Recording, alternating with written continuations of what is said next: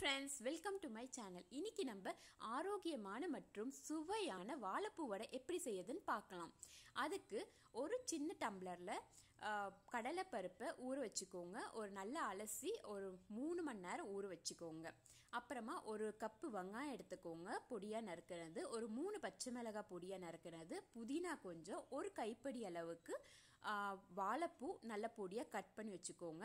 அப்புறமா ஒரு mixie jar எடுத்துக்கோங்க. அதில் ஊற வச்ச கடலை பருப்பை போட்டுட்டு அப்புறமா ஒரு 5-6 பல்லு தோல் உரிக்காத பூண்டை போட்டுக்கோங்க. அப்புறம் ஒரு 3 சின்ன துண்டு இஞ்சி வச்சுக்கோங்க.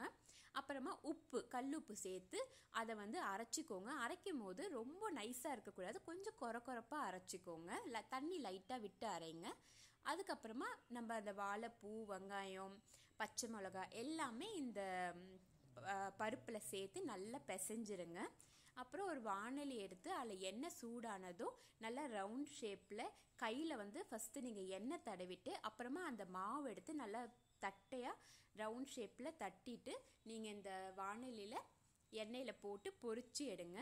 பொரிக்கும் போது பார்த்துக்கோங்க 2 பக்கமும் நல்லா வெந்து இருக்கணும். சிம்மில் வச்சுக்கோங்க. இந்த கலர் பாருங்கள், ஃபஸ்ட்டு லைட்டு கலரில் தான் இருக்கும். அப்புறம் நல்லா அதை கரண்டி வச்சு நல்லா திருப்பி விடுங்க. அதுக்கப்புறமா அது கலர் சேஞ்ச் ஆகும், நல்ல ப்ரௌன் கலரில் வரும். அந்த ஸ்டேஜில் நீங்கள் இந்த வடையை நீங்கள் ஸ்டவ்லேருந்து எடுத்துடலாங்க. இங்கே பாருங்கள், இந்த ஸ்டேஜில் இந்த கலர் வந்த உடனே உங்களுக்கு வாழைப்பூ வடை ரெடி ஆகிடுச்சு. எண்ணெயும் கொதிக்கிறது கொஞ்சம் கொஞ்சமாக ஸ்டாப் ஆகிடும் பாருங்கள், ரொம்ப கொதிக்காது. இதுதான் பர்ஃபெக்டான ஸ்டேஜ் நீங்கள் எடுக்கிறதுக்கு. இது ஹெல்த்துக்கு ரொம்பவே நல்லது.